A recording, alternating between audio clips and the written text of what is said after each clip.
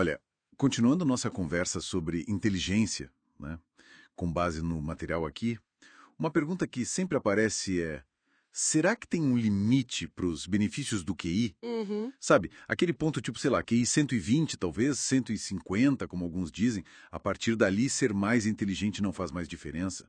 Ou quem sabe até atrapalha. Exato, essa é a tal da hipótese do limiar. Isso. A ideia é que, acima de um certo ponto de QI, e existe discordância sobre qual seria esse ponto, né, 120, 150, ter mais pontos, assim, não traria grandes vantagens práticas na vida. E tem até quem fale que um QI muito, muito alto, tipo 170, poderia complicar a vida social, né? Sim, essa preocupação existe, mas olha, investigar isso é bem desafiador. Imagino. Por que exatamente? Bom, principalmente por duas razões.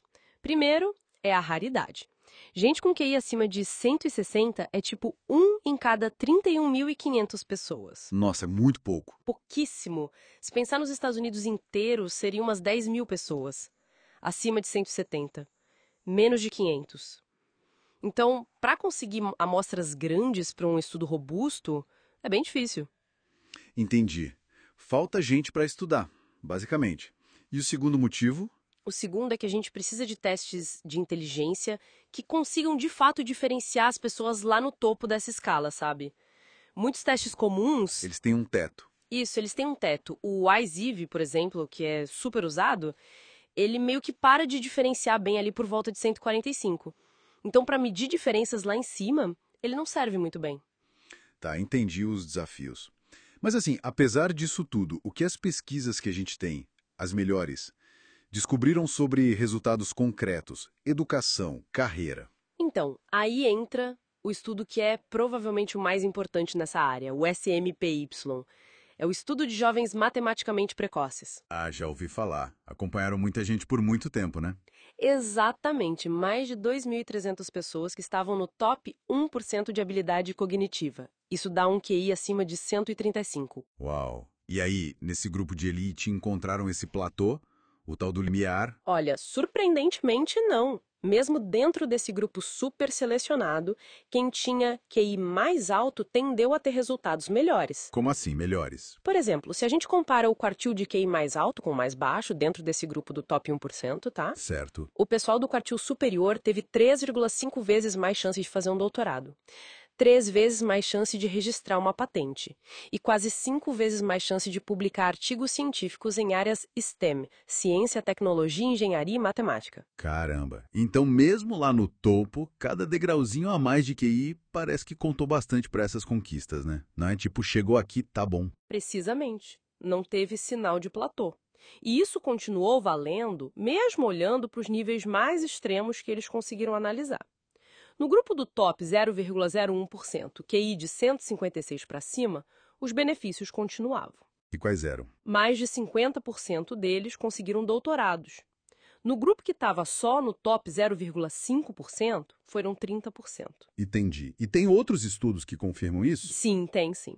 Várias outras pesquisas mostram a mesma tendência.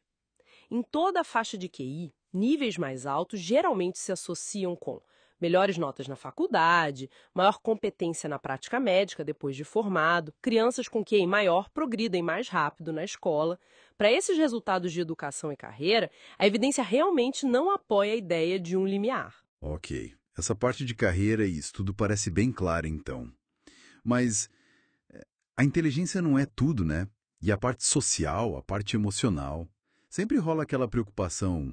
Será que ser muito mais inteligente que os outros dificulta fazer amigos, se relacionar? Uhum. Até existem aqueles grupos tipo a Mensa, para o pessoal do top 2%, que meio que sugere essa necessidade de se conectar com gente parecida, né? Sim, essa é uma preocupação super comum. Mas olha, a evidência de que QI alto causa mais problemas sociais ou emocionais, ela é bem escassa. Ah, é? É, o estudo mais bem feito sobre isso comparou crianças com QI acima de 130 ou 144 com crianças na faixa dos 110, 120. E não acharam diferenças significativas nesses aspectos socioemocionais. E aquelas teorias sobre superexcitabilidades.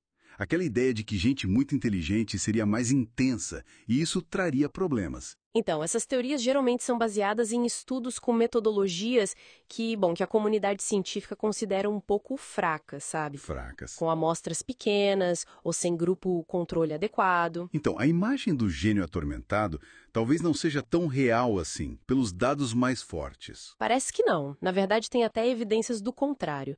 Estudos genéticos grandes, os GWAs, Aqueles que mapeiam o genoma. isso, eles sugerem que ter um QI mais alto pode ser, na verdade, um fator protetor contra algumas doenças psiquiátricas. Interessante. Protetor. É, protetor. Uma possível exceção que ainda está sendo estudada é a relação com o transtorno do espectro autista. Parece que existem alguns fatores genéticos em comum, mas a relação é complexa, não é direta. Entendo. Mas mesmo que os estudos mais robustos não mostrem um aumento de problemas, não parece intuitivo que ser muito diferente da média, intelectualmente falando, possa trazer alguns desafios de adaptação, de se encaixar. Intuitivamente, sim, pode parecer. E, claro, desafios individuais sempre podem existir, não dá para negar. Só que, quando a gente olha os dados agregados, os estudos longitudinais, aqueles bem controlados, não aparece um padrão claro de maior desajuste por causa do QI alto. É importante também reconhecer o que a gente não sabe, né? Não testamos todos os limiares possíveis, talvez existam lá no extremo que a gente não mediu, e não investigamos todos os resultados possíveis na vida de uma pessoa. Mas, com base no que a gente sabe, para as áreas mais estudadas, a hipótese do limiar não se sustenta muito bem. As pesquisas antigas que davam algum apoio para ela geralmente tinham essas limitações que a gente falou. Certo.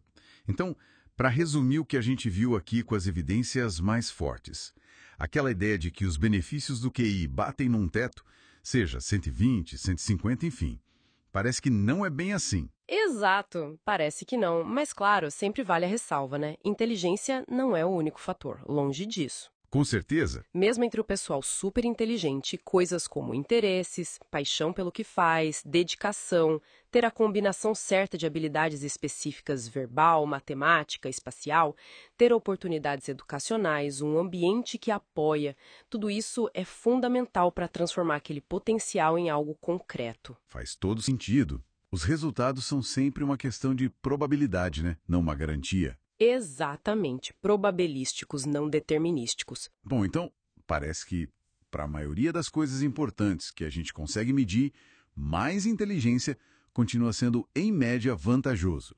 Sem um ponto mágico onde isso para. O que nos leva a uma reflexão importante, eu acho.